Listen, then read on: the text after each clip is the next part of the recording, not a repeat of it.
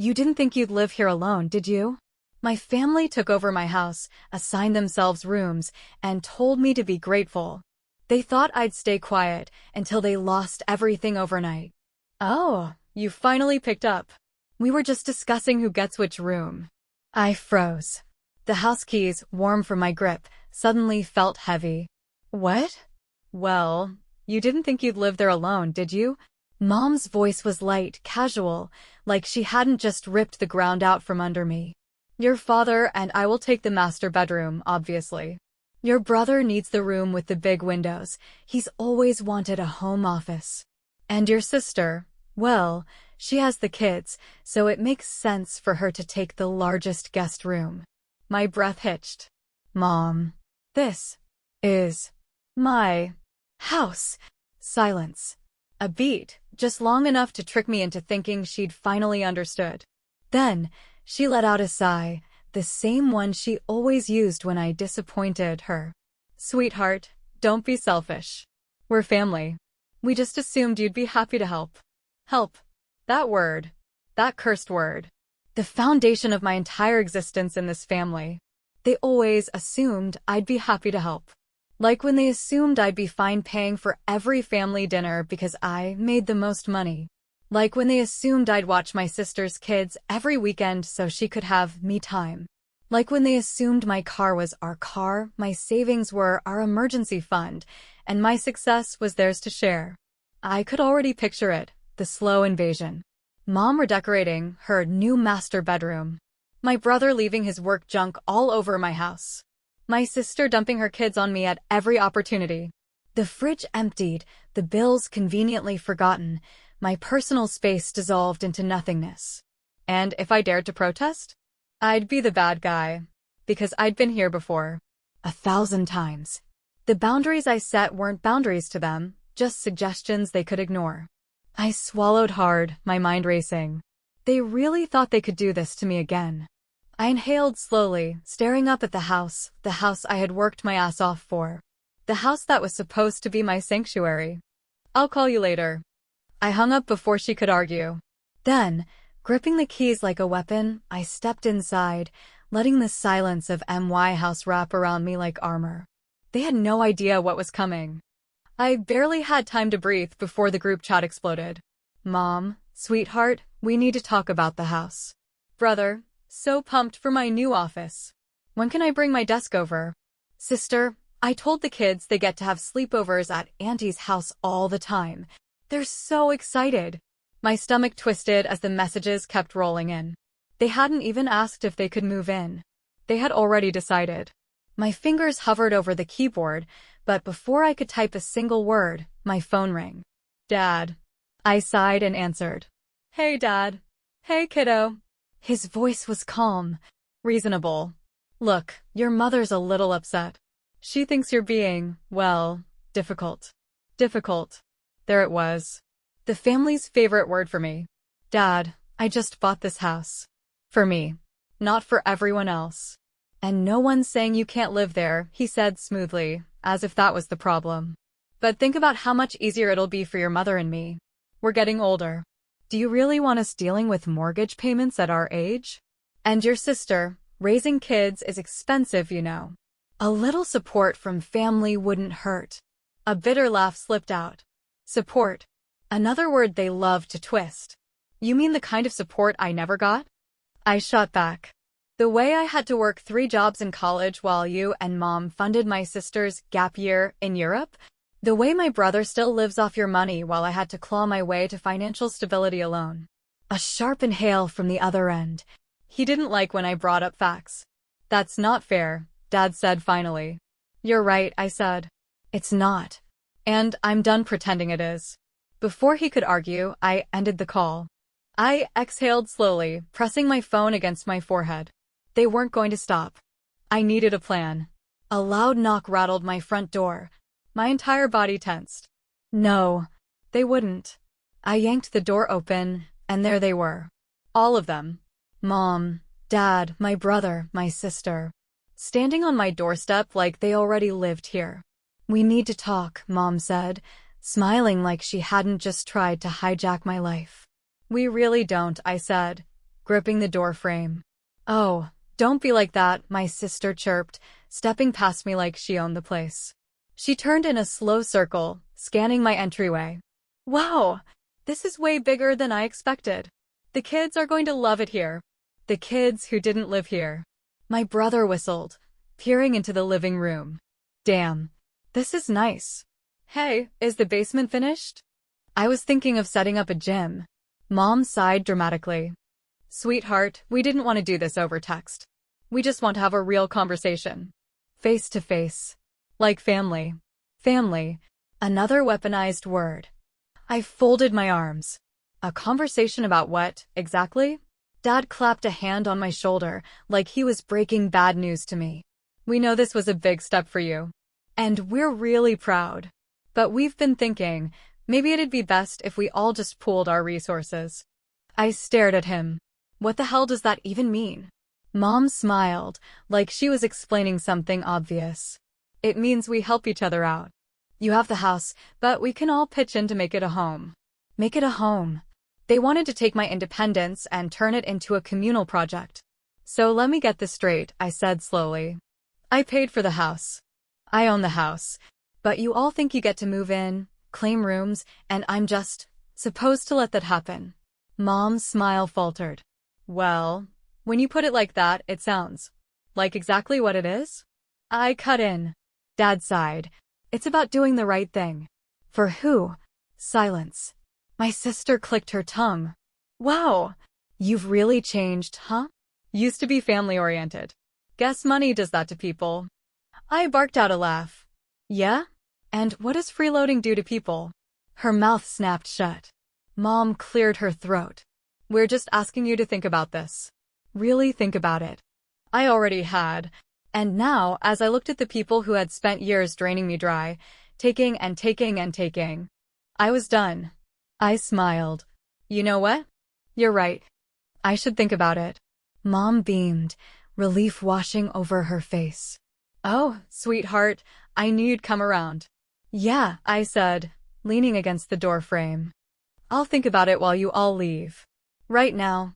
Her face dropped. "Excuse me? You heard me." I gestured toward the driveway. "Out!" "But." "No buts. You're not moving in. You're not taking rooms. You're not turning my house into your personal handout. So you can either leave willingly, or I can call the cops and have them escort you off my property." Their jaws dropped. "You wouldn't," my brother scoffed. "Try me." The tension crackled like a live wire. For the first time, they saw it. Really saw it. I wasn't bending. I wasn't budging. I was done. Finally, Mom pursed her lips and turned to leave. "You're making a mistake." "Maybe," I said. "But at least it's mine to make." One by one, they filed out. Furious. Shocked. Defeated. I waited until they were all in their cars before shutting the door. And then, for the first time, I walked through my house. My empty, quiet, peaceful house. They thought this was over. They had no idea what was coming next. For the next 2 days, I waited. Waited for the next wave of manipulation, the next attempt to push past my boundaries. Because I knew my family, they never accepted no as an answer. And sure enough, it didn't take long. The first sign? The text messages. "Mom, sweetheart, we need to talk. You can't just throw your family away over a misunderstanding." "Dad, think this through. You're being emotional. We're offering you an opportunity to strengthen family bonds, not push everyone away." "Brother, fine. Keep the house to yourself. But don't expect me to help you with anything when you need it." "Sister, the kids are crying.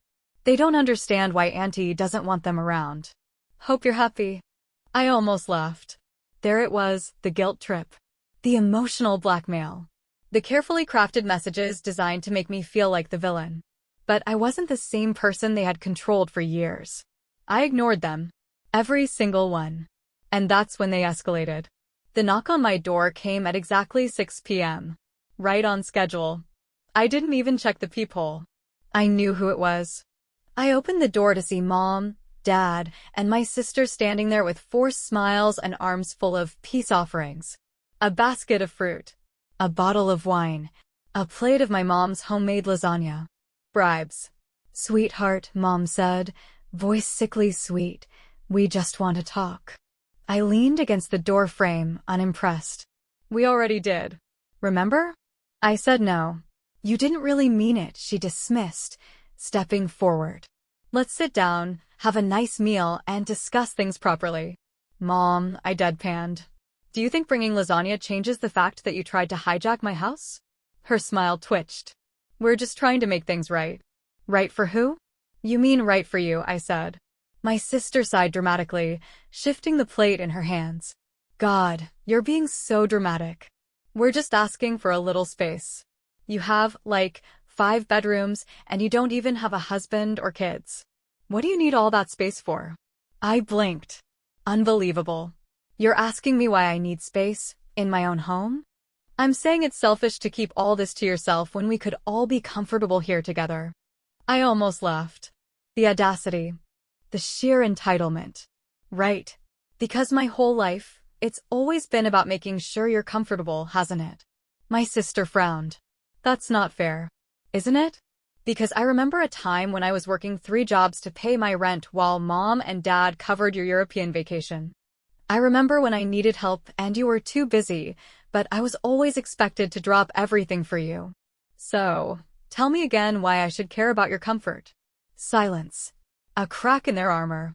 Then, Mom placed a hand on my arm, her voice dropping into a softer, more serious tone. The final play. The emotional dagger. Honey, she said, this isn't just about us needing space. It's about family. One day, you're going to need us, and when that day comes, we won't be there. I tilted my head, studying her. Is that a promise? Her eyes widened slightly, thrown off by my response. Because honestly, I continued. That sounds like a blessing. Enough. I stepped back and started closing the door. Wait. Mom reached for my wrist, her nails digging in slightly. Just think about what you're doing. I pulled free, my voice colder than ice. No, Mom. You think about what you're doing. Because you're about 5 seconds away from me calling the cops to remove you from my property. Her face twisted in shock, like she had never expected me to stand my ground. Dad, who had been silent the entire time, finally sighed. Come on, he muttered to Mom and my sister. She's made her choice. Mom scoffed, yanking the plate of lasagna back like she had just realized she wouldn't be invited in. Don't come crying to us when you realize what a mistake you've made. I smiled. Oh, I won't. And with that, I shut the door. For good this time. That night, I finally allowed myself to relax. I poured a glass of wine, kicked my feet up on my couch, and let the silence of my house wrap around me. For the first time in forever, I felt at peace. Until my phone buzzed again. I sighed, picking it up, prepared to ignore yet another guilt trip. Until I saw the message from my realtor. Realtor, hey. Just a heads up, I got a weird call from someone claiming to be your mother. She was asking about your mortgage details, loan balance, and if there was any way to transfer ownership of the house. I shut it down, obviously, but figured you should know. My blood ran cold. They weren't just trying to manipulate me. They were trying to take my house. They were actually trying to steal my home. I put my glass down, heart pounding. And then, slowly, I smiled. Because if they thought this was over, they had no idea what I was about to do next. They really thought they could steal my house. Not just move in. Not just take over. They were actually trying to take it out from under me. For years, I had played their game. The guilt trips. The manipulation. The endless, suffocating demands. But now? Now, it was my turn to play. I grabbed my phone, scrolled past the desperate texts from my family, and called my lawyer. Hey, Ava, I said, my voice eerily calm. I need to make sure my house is legally untouchable. Can we set that up? Absolutely, she said without hesitation. I'll file everything first thing in the morning. But what happened? I told her. Everything. By the time I finished, she was silent for a long moment. Then, she let out a low whistle. Damn. That's next-level entitlement. Good news is, since they're not on the deed, they can't touch the house. Bad news? They're probably not done trying. I smirked. Oh, I know. That's why I'm about to make them wish they never even thought about messing with me. The first thing I did was shut down every financial loophole they had ever used to get to me. I called my bank and removed them as emergency contacts. I updated my will, no more, just in case, clauses for them. I put blocks on their numbers so they couldn't spam me with guilt trips. And just for good measure, I called my employer and made sure my family had zero access to any of my information. I was done being their safety net. The next move was making sure the world saw them for exactly who they were. I started with a little social media post. It wasn't dramatic. Just a simple, factual statement. Imagine working your entire life to buy your dream home, only for your family to decide it belongs to them instead. Funny how some people only see you as a wallet, not a person. No names, no direct accusations. But my friends and extended family? They knew. And the comments? Brutal. This is insane. You deserve better. Wait, are you saying your own parents tried to take your house? WTF. Girl, I remember when they made you pay for their cruise while you were still in college. You should have cut them off years ago. The more people commented, the more it spread. And guess who saw it? My mother. She must have lost her mind, because within hours, her response showed up in my inbox. Mom, how could you humiliate us like this? Me, how could you try to steal my house? Mom, IT was never about stealing. It was about family. You've always been ungrateful. Me, ungrateful for what? Paying for everything while you drain me dry? Mom, we need to talk in person. I left. Oh, I bet she wanted to talk. Probably to find some new way to twist this in her favor. Too bad for her, I was just getting started. A week later, I got a call from my lawyer. Hey, Ava said, sounding amused. So, your parents? They tried to take out a mortgage on your house. I nearly dropped my coffee. What? Yep. They actually went to a lender, pretended they had a stake in the property, and tried to get approved for a massive loan. My hands shook, not with fear. With rage. They weren't just trying to pressure me into giving them space. They were trying to put me in debt for them. I took a slow, deep breath. And what did the lender say? Obviously, they shut it down immediately. But now there's a fraud alert on your property, which, honestly, is probably a good thing. No one can make legal moves on your house without setting off red flags. I closed my eyes, exhaling slowly. They had actually tried to pull a financial scam on me. Enough. I opened my laptop and started typing. Subject, your actions have consequences. Mom, Dad, and whoever else thinks they have a right to my life. I know what you tried to do. I know about the fake mortgage attempt. I know about the manipulation. I know every single disgusting, selfish move you've made. So let me be very clear. You are not welcome in my house. Ever. Any further attempts to mess with my finances will result in legal action. I am done being your bank, your babysitter, and your backup plan. You always said family should support each other. But that only ever seemed to mean me supporting you. Not anymore. You are on your own. Consider this my final goodbye. Me. I hit send. And for the first time in my life, I felt free. The response? Exactly what I expected. Mom flipped out. Called me selfish, ungrateful, cold-hearted. Dad tried the disappointed act. My sister demanded to know how I could do this to the kids. I ignored them all. And then, something amazing happened. The silence. No more guilt trips. No more emotional manipulation. No more calls, texts, or demands. It was like I had finally erased the parasite they had become in my life. And my house? It stayed mine. I walked through it that night, running my fingers along the walls, the furniture, the windows. It was more than just a house. It was proof. Proof that I had built something for myself. Proof that I didn't owe anyone anything. Proof that I was finally in control of my own life. And as I locked the door, asterisk, asterisk, my door, asterisk, asterisk, I smiled. Game over. 6 months later, my house was still mine. No surprise visits. No fake apologies. No more family emergencies designed to suck me back in. Just peace. But it didn't last. Because when my family finally resurfaced, it wasn't to apologize. It was to beg. I was at work when I saw the first email. Subject, please, we need to talk. It was from my father. Dad, I know you're still upset, but your mother and I need your help. Things have been difficult lately, and we just need a little support. Please call me. I rolled my eyes. Of course they needed help. They weren't just reaching out because they missed me. They weren't trying to mend the relationship. They weren't apologizing for trying to steal from me. They were just out of money. I didn't reply. 2 days later, another email arrived. Subject, urgent.